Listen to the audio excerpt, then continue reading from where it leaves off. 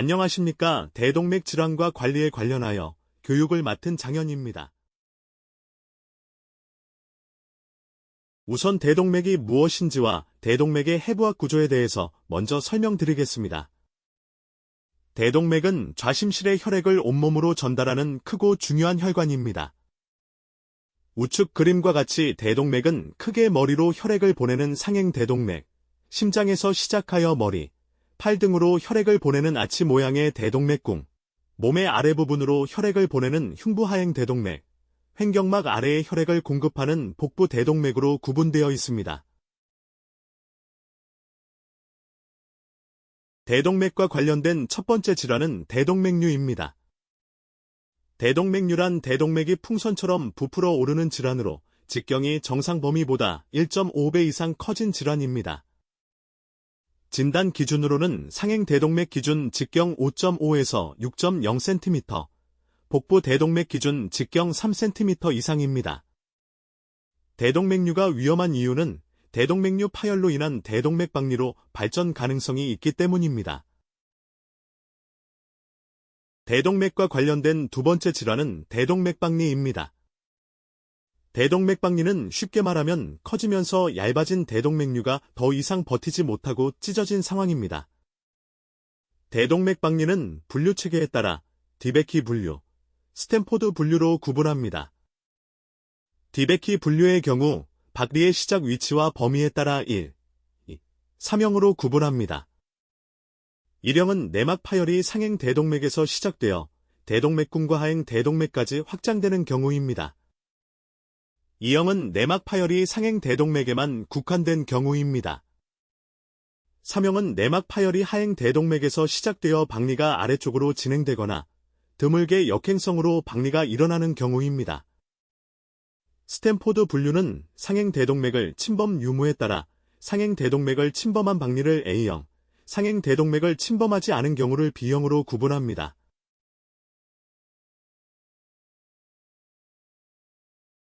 대동맥류의 주요 원인입니다.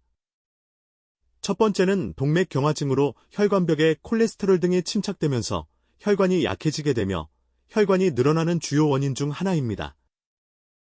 두 번째는 노화로 인해 혈관 탄력성의 저하로 혈관이 늘어나는 경우 유발하게 됩니다. 세 번째는 고혈압으로 높은 혈압은 혈관이 늘어나게 합니다. 네 번째는 마르팡 증후군과 같은 유전적 요인으로 결합 조직에 이상이 있는 경우 발생합니다.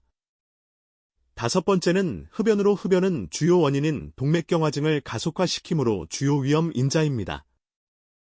여섯 번째는 외부 충격으로 인한 혈관 손상, 드물게 매독이나 곰팡이 감염으로 인해 생길 수도 있습니다. 대동맥류의 임상 증상입니다. 보통의 경우 대동맥류는 증상이 없어서 다른 질환을 검사하다 우연히 발견되는 경우가 많습니다.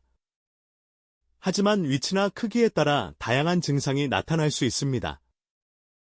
흉부 대동맥류의 경우는 가슴 통증이나 압박감 등 위쪽에서 아래쪽으로 퍼지는 통증, 쉰 목소리, 연하곤란, 기침이나 호흡곤란 등의 형태로 나타날 수 있습니다. 복부 대동맥류의 경우는 복부나 허리의 통증, 복부에서 심장 박동과 같이 펄떡이는 박동성 덩어리, 소화불량이나 식욕부진 등의 형태로 나타날 수 있습니다. 대동맥류의 파열로 인한 경우는 극심한 통증과 함께 쇼크, 양팔의 혈압 차이 등의 형태로 나타날 수 있습니다. 대동맥류를 검사하는 방법에는 비침습적 검사인 심초음파, CT 촬영, MRI 촬영 방법이 있고 검사상에서 직경이 늘어난 크기에 따라 주기적인 확인이 필요하지만 5.5cm인 경우에는 수술 적응증에 해당되어 치료와 관리가 요구됩니다. 대동맥류가 확인되는 경우 보존적 치료와 관리입니다.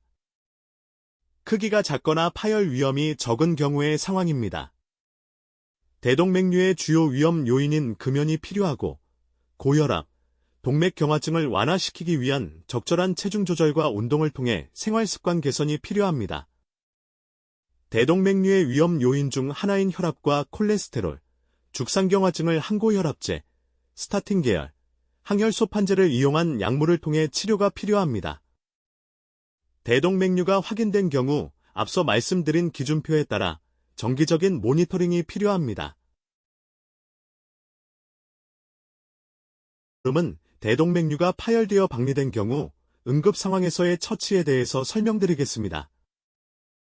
2개의 18게이지 이상의 구경이 큰 정맥 라인을 확보하고 A라인 확보를 통한 동맥압과 심박수를 지속적으로 모니터링합니다.